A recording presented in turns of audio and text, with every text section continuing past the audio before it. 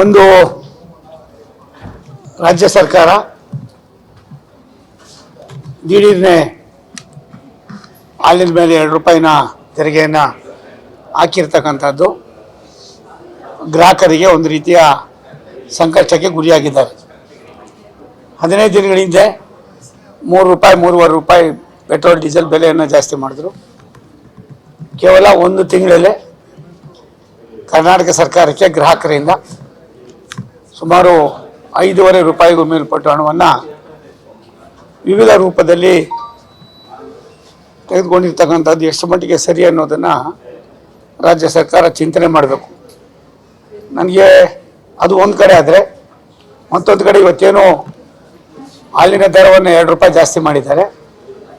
ಈ ದರ ರೈತರಿಗೆ ಹೋಗ್ತದ, ಇಲ್ಲ ತಾವೇ ಸ್ವತಃ ಸರ್ಕಾರದ ಒಂದು ಬೊಕ್ಕಸಕ್ಕೆ ಬರ್ತದ, ಅದನ್ನು ಕೂಡ ಕ್ಲಾರಿಫೈ ಮಾಡಬೇಕಾಗ್ತದೆ.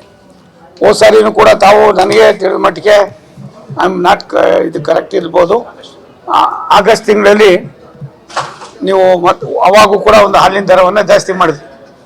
ಅವಾಗ ರೈತರಿಗೆ ಅವ್ರನ್ನ ಹೆಸರನ್ನೇ ಹೇಳಿದ್ರಿ. ಅವಾಗ ಎಷ್ಟು ಕೊಟ್ಟಿದ್ದೀರಿ ಹಾಲಕ್ಕೆ ರೈತರಿಗೆ?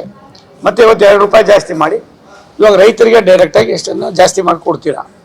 ಎದಕ್ಕಿಂತ ಮಿಗಿಲಾಗಿ ಯದ್ವಾ ದಿನ ಬೆಳಗಾದರೆ ಚುನಾವಣೆ ಮುಗಿದ ತಕ್ಷಣವೇ ಈ ರೀತಿಯಾಗಿ ಒಂದರಿಂದ ಒಂದು ರಾಜ್ಯ ಸರ್ಕಾರ, ಅದರಲ್ಲೂ ವಿಶೇಷವಾಗಿ ಸಿದ್ದರಾಮಯ್ಯನವರು ಅವರ ಅನುಭವ ಏನಾಯಿತು ಅನ್ನೋದು ನಮಗೆ ಒಂದು ರೀತಿ ಯಕ್ಷಪ್ರಶ್ನೆ ಆಗಿದೆ.